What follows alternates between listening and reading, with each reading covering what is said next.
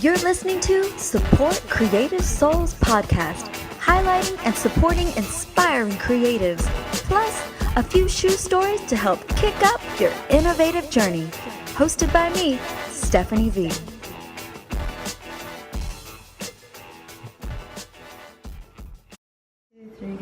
Welcome everybody to my new podcast, Support Creative Souls. I'm so excited to bring something so new and special. We're going to be talking with a lot of creative, amazing people, and I want to just jump on in it and get started here and with my first amazing guest. Yay! This is Regina Moretto, and Regina, tell us a little bit about yourself and what you do. Okay, I am the founder of Zucchero Styling. I'm a creative director, a wardrobe stylist, and of course a fashion photographer. I got started recently in the fashion photography bit, but I was led to that through the creative direction and wardrobe styling, which I started about a good 9 years ago. And are you located here in Houston, or where, some of the different people that you have worked with, have they been all over? A little bit of both. I'm located here in Houston, but I commute back and forth to Los Angeles, where my clients are based. I love Cali. I wish to be back in California at some point in my life. But we're here in Texas, and we're going to focus on that. As far as, being a creative director, what does that entail? So if someone's listening as what is a creative director? Can you tell us a little bit more about projects that you've worked on? A creative director is basically the puppet master. They put all the creatives together to make a really good gumbo, using our Texas, Louisiana terms. I like that. So they coordinate with the photographer, the hairstylist, the makeup artist, the wardrobe stylist, and initially come up with a concept and source the right individuals, the right creatives for that project. Now, we do a lot of creative stuff on our own, as well as working directly with designers and brands to produce the visuals that you all see for marketing campaigns, whether it be like Gucci or Fendi, whatever. They all have a creative director that comes up with that whole aesthetic. Right. Yes. And a lot of people don't understand that it is essential to have a creative director. It's, people think they just got together and they, thought about this idea and it just came to life. There's so many people behind the scenes that are actually making this come to light and come to your TV, and even as just a one picture, you think you just put on a cute outfit and you go take a picture. No, there's a whole creative idea that has to come together and create a story, a brand story for you to understand, right?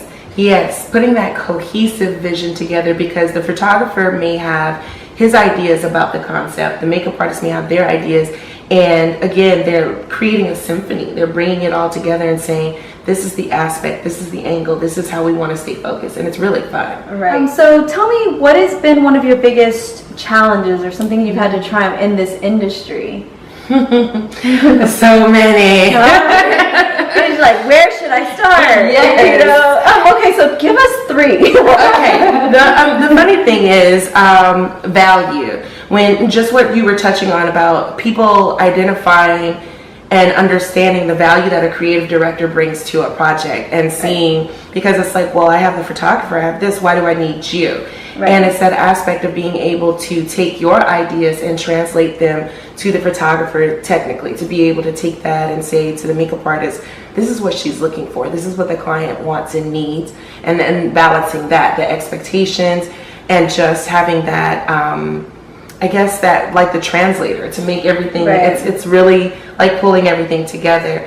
In addition to that, some of the challenges I face can include or be just the market. Mm-hmm. It's a lot different for me in LA than it is here in Houston. In LA, I just get off the plane and I'm I'll pull here and talk to these people, because the environment and the industry for creatives is very supportive in LA. In Houston, it's you're doing what? With who? Do I know them? What is it? And it's so I noticed funny. that a lot too, coming from the New York, and just knowing it was harder to find some band members here. It was harder for me to get things organized. Where in New York, and people are like starving and they just want to be creative. And not that we don't, and Houston has just become more and more creative since I've been here, probably over the last 6 years. Yes. But when I first got here, it was just like hard to find those people that were just starving and wanted to be do something different or creative. So I completely understand There's a funny term that's used in economics about where it's saying that poor people are just inconvenience millionaires. I think that's what it is with like people in Houston, the artists. They're starving artists, but they're just temporarily right now. Like they're just in transition, and it's like, no, I'm hungry. It's true. Hungry. And I think that's one of the reasons why I moved to New York, because I knew that there was something here for me, but I knew that I was starving to be more creative, and be on a hustle and a grind, and I knew that was there. So those are some really great challenges. You know, I'm sure there's plenty more being. When so many people have so many different opinions, it's really, really hard to come together and really bring that idea to life. And as creatives, we all have our ways of, what we think is good, cool, and what we think is right, and what we see for ourselves as an artist. And our expertise and what we did with this last person. Yes, and I've been one of those people, so I will say that. But I have a vision for my life, okay? For my brand, I have a vision. No, anyway. Yes. So who in this field, there's so many people, and not just as a creative director, but you're also a wardrobe stylist, you're also a photographer. So a lot of people, have that mentor or someone that they look up to in this field. I mean, I could sit here and I have many, but who is like maybe one that you think comes to mind really quick?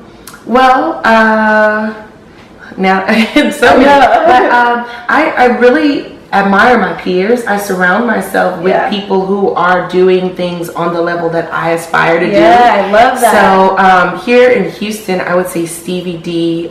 He's a photographer, excellent fashion photographer, nice. Beautiful editorials. Stevie, can we shoot? Yes. Hey Stevie. Little shameless plug there from a bro. Definitely Demetrius Ward. He's amazing, talented. I could go on and on about this guy. I am so lucky and proud to call him my brother.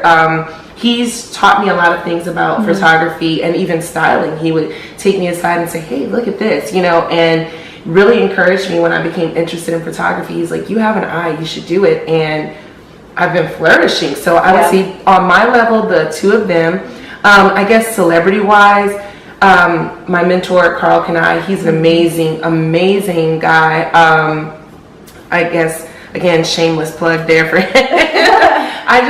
Growing up, we saw the brand. It was on everything. I was watching Hanging It with Mr. Cooper with my kids on Hulu, and they're like in love with this show. And I'm looking and I'm just like, Carl Kanai. And I'm like, I get to work with this guy. I'm meeting this man. I mean, he worked with Tupac and Michael Jackson and Biggie Smalls, and not anyone in hip hop, in the culture. No. From the beginning to now, he's dressed them. He's worked with them. So I guess that's safe to say that those are some of the people that you actually draw your inspiration from. And now, and isn't it funny how like you can sit back and you've watched your shows and you've watched him style people and there's clothes, and then now like you're actually brought him into your universe and what you're doing, and it's all kind of come together. Law of attraction, baby. It gives me chills because I love talking to people and hearing their stories about how they've had this vision or they were doing this or that, and how all of a sudden,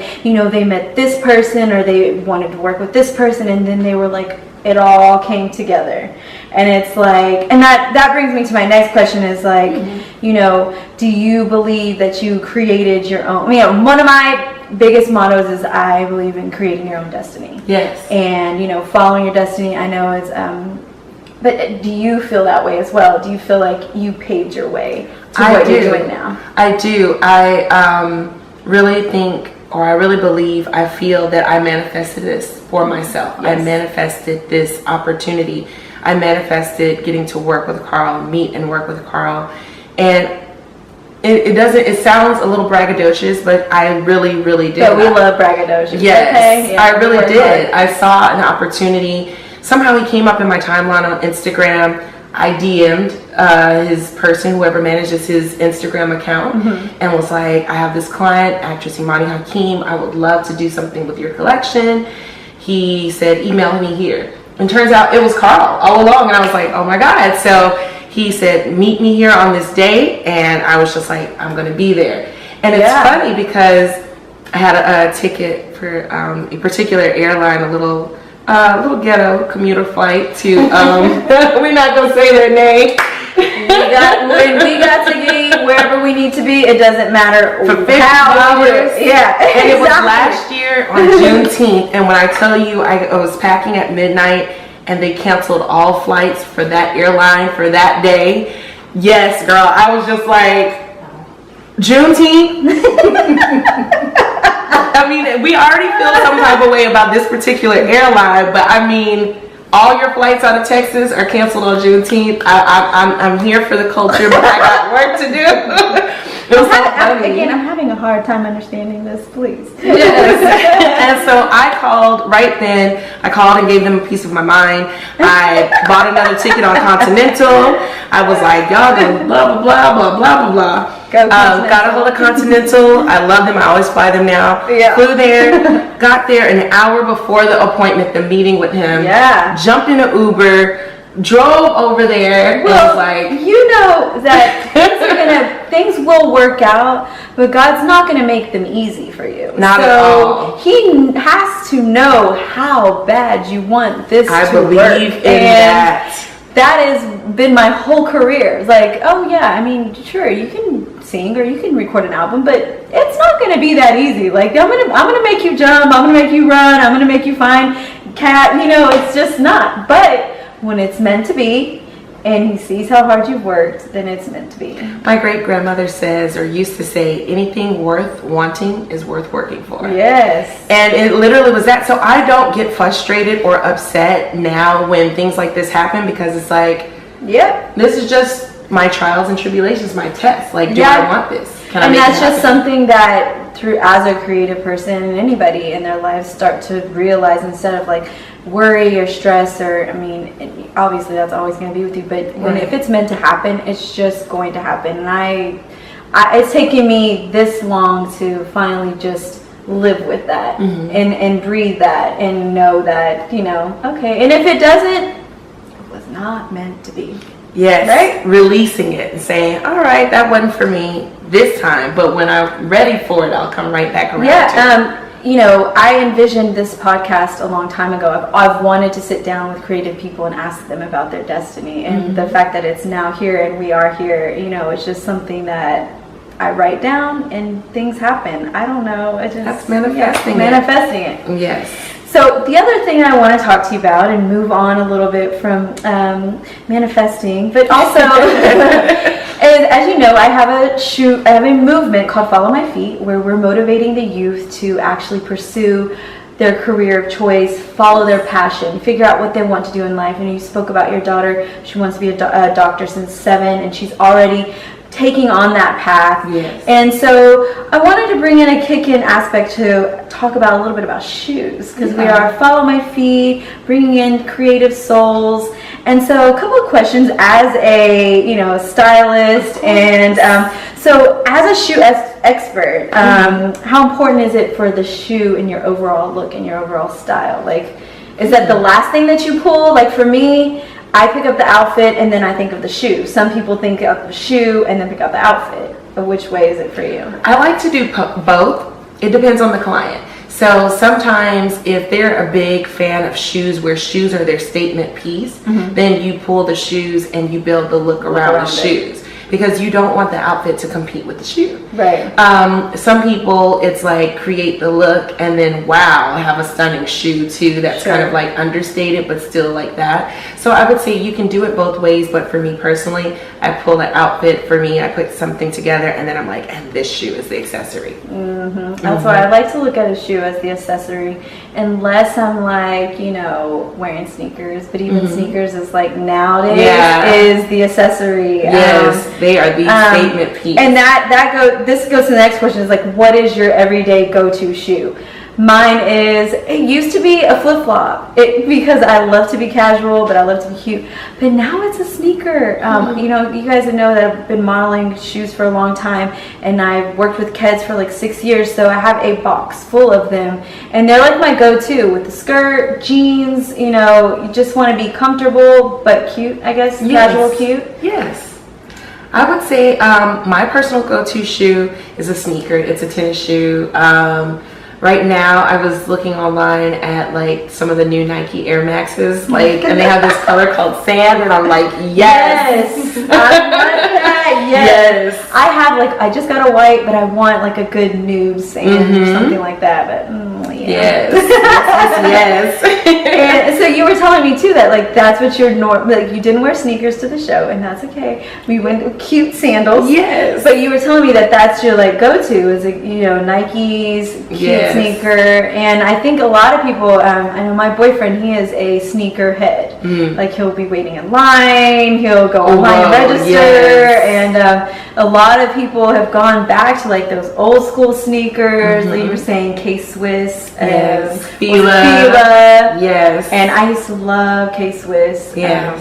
I had one pair because that's all we could afford, and I don't even know how we bought them. But I used to shine those up. With a little nice toothbrush. And yes. And so your different clients, I'm sure that they have like their own. How do you go about pulling for different clients? You know, shoes in particular. Let's see. So they all have their own personal style that I like to bring out. I don't want to make my clients feel like cookie cutters, like this is my style and I'm just putting it on each and every one of you. Right. As a stylist, you have to kind of understand and interpret their level of comfortability, their identity, because I feel like the way you dress is your canvas, your marketing billboard that you can say, this is who I am, your story, and how you feel about yourself that day or where you want to go. So when you're also recreating people's stories, you know. Exactly. I've been called in to do that for some of my clients. With that, I like to start off by just talking to them about colors. What colors do you like to wear? What colors do you identify with? Yeah. And then kind of go from there. I like bright colors and I'm kind of like earrings. Earrings. I've got these. I'll tag the person who gave these to me.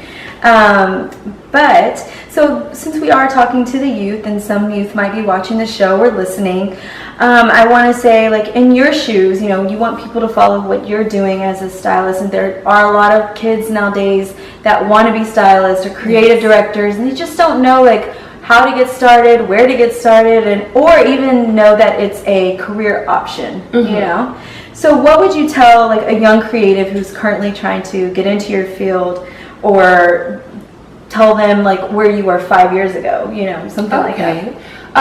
Was that like a hard, like confusing question? It's like layers, it's like onion. Sorry, I'm trying to add all the questions together. I would say for a young creative that is trying to get into the industry today, that they would want to start with just do. So if you want to be a stylist, grab some cute clothes, put together outfits on yourself or your friends, grab your friends and say, hey, let me dress you today. Let me put these outfits together, because a lot of times I think our youth get hung up on that Instagram polished, refined look. And they're just like, well, if I had a camera, if I knew this, just start. Just start. I think a lot of us, you know, still get so caught up in like what social media is doing, and I know for the youth it's too.